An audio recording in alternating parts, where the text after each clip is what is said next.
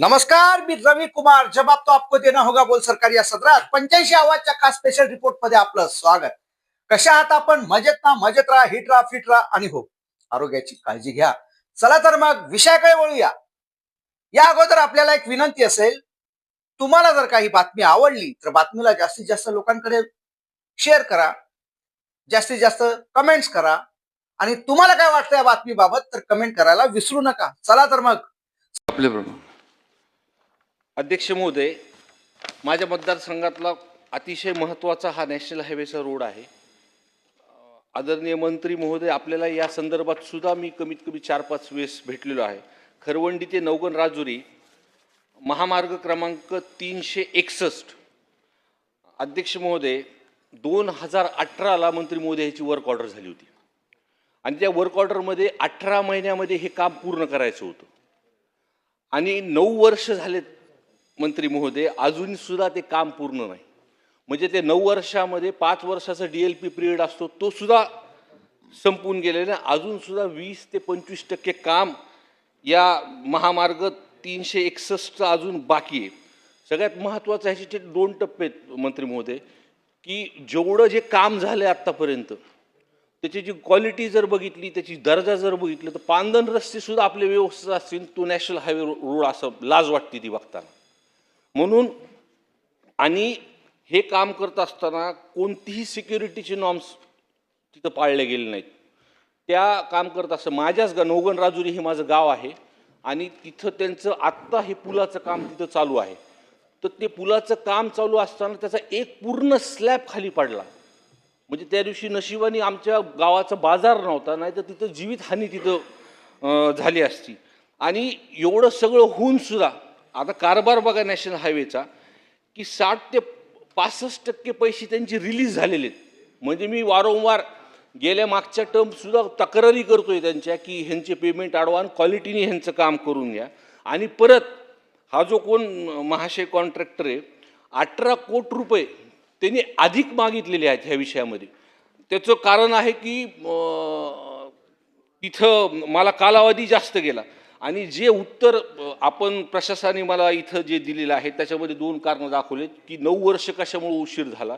त्याच्यामध्ये कोविडचं कारण एक दाखवलं. कोविडचा कालावधी अध्यक्ष महोदय 1.5 ते 2 वर्ष होता आणि या वर्क ऑर्डरप्रमाणे त्याला 18 महिन्यात काम पूर्ण करायचं होतं आणि नॅशनल हायवेच्या नॉर्म्सप्रमाणे 18 महिन्याच्या नंतर फार तर फार 6 महिने किंवा वर्षभर काही अडचण असली तर ते पुढं करतात.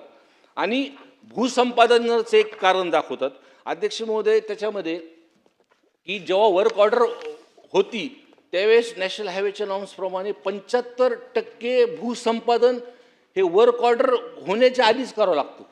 म्हणजे 25% गेल्या 9 वर्षापासून म्हणजे नॅशनल हायवेचे जे अधिकारी आहेत हे सुद्धा ह्या गोष्टीमध्ये जिम्मेदार आहेत.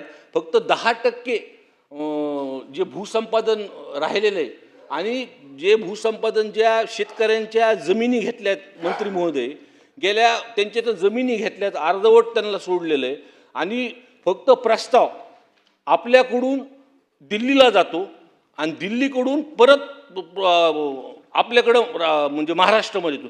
सगळ्यात महत्त्वाचा मंत्री महोदय ह्याच्यामध्ये विषय आहे, की नॅशनल हायवेचा विषय म्हणजे केंद्राचा असल्यामुळं जिथं जिथं जे हलगर्जी करणारे कॉन्ट्रॅक्टर आहेत हे विषय आपल्यासमोर येतो.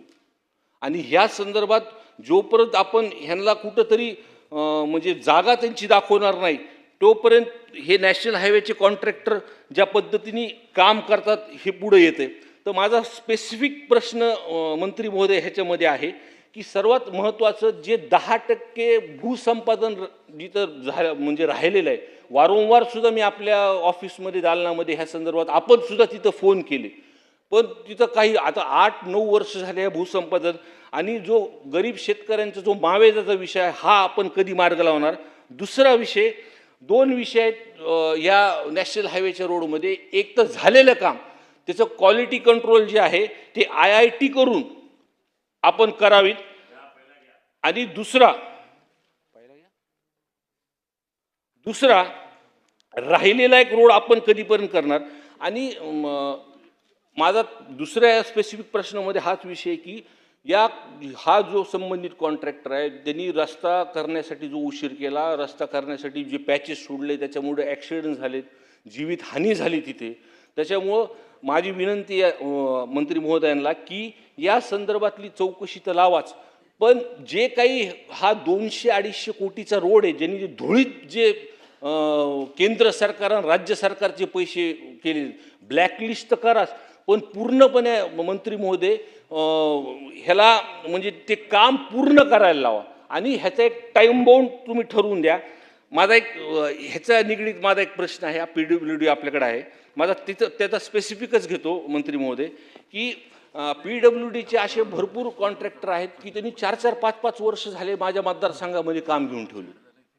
म्हणजे आपण एकीकडे म्हणतो पैसे नाहीत, वर्क ऑर्डर झाल्यानंतर सुद्धा त्यांनी काम केले नाही. आणि ह्याच्यामध्ये सर्वात महत्त्वाचं तिथे कृष्ण पानसंबळ म्हणून प्रभारी कार्यकारी अभियंता आहे. माझं असं काय कानावरती आलं की मला माहीत नाही, तो ज्या पदासाठी त्याच्याकडे ती पदवीच नाही आहे, तो डिप्लोमा होल्डर आहे असं माझ्या कानावरती आली. एक त्याची चौकशी करून आणि जे कामं थांबलेले आहेत त्या कॉन्ट्रॅक्टरची एकदा बैठक घेऊन ते कामं आपण करायला लावा. नेमकं मी आपलीच मंत्री महोदय वाट बघत होतो. आपण मंत्री महोदय नंतर पण महाराष्ट्राचे आणि देशाचे छत्रपती आहेत, छत्रपती महाराज. आणि आमच्याकडे एक महामार्ग झालेला आहे रिंग रोड, तिथं आमच्या सर्व मुलांनी तिथं छत्रपती संभाजी महाराजांचा पुतळा तिथं बसवलेला आहे आणि तिथं रिंग रोड होतोय. तर आमच्या मतदारसंघाची जिल्ह्याची इच्छा आहे, जसं औरंगाबादला जो छत्रपती शिवाजी महाराजांचा उंची वाढवून जसा पुतळा केलाय तसंच आम्हाला तिथं करून द्या अशी आमची सर्वांची मागणी आहे. चला मंत्री महोदय. अध्यक्ष महोदय, सन्मान्य सदस्यांनी जो ज्या रस्त्याचा इथं उल्लेख केला, हा रस्ता मॉरच्या माध्यमातून म्हणजे खरवंडी ते नवगण राजुरी हा खरं म्हणजे 2 जिल्ह्यातनं रस्ता जातो, एक बीड आणि अहिल्यानगरमधनं. तर बीडच्या बाबतीतला जो उल्लेख केला यामध्ये विलंबनाची कारणं पहिलं तर सदस्य महोदयांनी इथं विचारली, तर त्याबद्दल थोडं वस्तुस्थिती आहे की भूसंपादनास विलंब झाला हा एक यातला म्हणजे मूळचा हे आहे. त्याचबरोबर 1-2 वर्ष करोनामध्ये गेली, पण नक्कीच हे काम वेळेत पूर्ण व्हायला पाहिजे होतं. 18 महिन्याचा कालावधी हा दिला होता आणि त्या ह्याच्यामध्ये काम पूर्ण झालेलं नाही.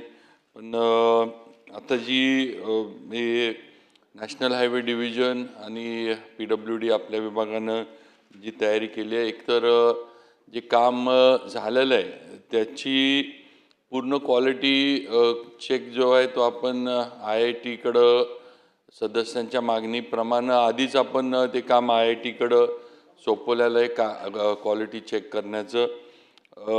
राहिला विषय जो उर्वरित भूसंपादनासाठी अवॉर्ड वगैरे आता साधारण जानेवारीमध्ये खरं म्हणजे ते पूर्ण झाले 2025मध्ये.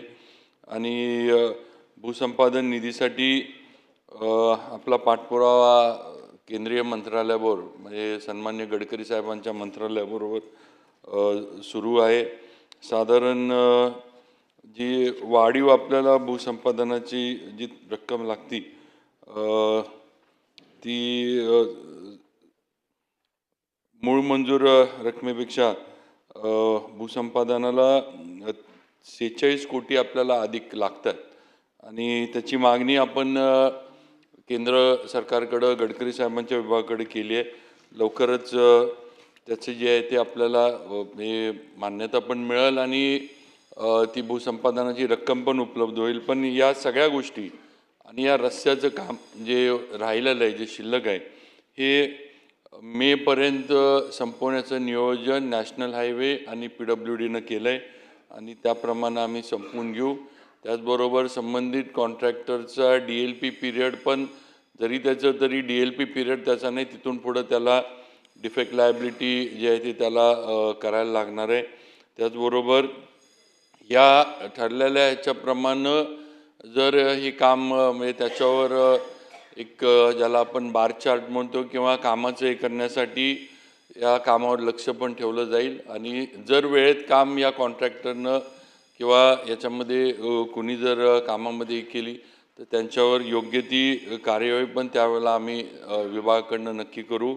राहिला विषय संभाजी महाराजांच्या पुतळ्याचा पण अध्यक्ष महोदय ते आजच्या प्रश्नामधलं नाही, पण तरी शासन नक्कीच योग्य विचार करेल, कारण छत्रपती शिवाजी महाराज असतील, संभाजी महाराज असतील, यांच्याबद्दल सगळ्यांनाच आपल्याला आदर, निष्ठा आणि त्यांच्या ह्याच्यावर प्रेम आहे. त्यामुळं नक्कीच त्याच्याबद्दल पण या रस्त्याचं काम जे आहे ते मे अखेरपर्यंत दर्जेदार काम आणि जे काही यापूर्वी सदस्यांनी सांगितले काय ठिकाणी काम खराब झाले ते सुद्धा IIT-कडनं करून त्याचं परत नूतनीकरण वगैरे जे आहे ते केलं जाईल. आणि आपली जी सगळ्यात दुसरं म्हणजे आपली ह्याची जी रक्कम आहे ॲक्विजिशनची ती पण लवकरात लवकर संबंधित ज्यांचे अवॉर्ड झालेत त्यांना उपलब्ध करून दिली जाईल. आमचा तसा पाठपुरावा केंद्राशी चालू आहे. मोनिकाताई, महाराज, मी तो PWDचा विषय सांगितला ना, तो पण गंभीर आहे. नॅशनल हायवेचा विषय झाला, खरं तर हा म्हणजे स्कोपच्या बाहेरचा आहे, पण आपण इथं आहात. मी जे सांगितलं ते 3-3, 4-4 वर्ष जाऊन ते कॉन्ट्रॅक्टरनी कामं घेतलेले आहेत आणि ते कामं अजून ते सुरू कितीदाही सांगितलं तरी. आणि तो पानसंबळ नावाचा जो अधिकारी आहे त्यांच्या संदर्भातलं एक चौकशी आपण हे करावी तिथे. मोदी सदस्यांनी सांगितल्याप्रमाणे त्यांच्या जिल्ह्यातली सुद्धा आणि त्यांच्या मतदारसंघातल्या कामांचं कुठली प्रलंबित कशामुळे राहिली आणि जर त्यामध्ये कॉन्ट्रॅक्टरांनी घेऊन प्रलंबित ठेवली असली तर तिथं पण जे काय असेल ते योग्य निर्णय करून कारवाई करू आणि अधिकाऱ्यांचा जो उल्लेख केला आहे त्याची तपासणी जी असेल ती केली जाईल.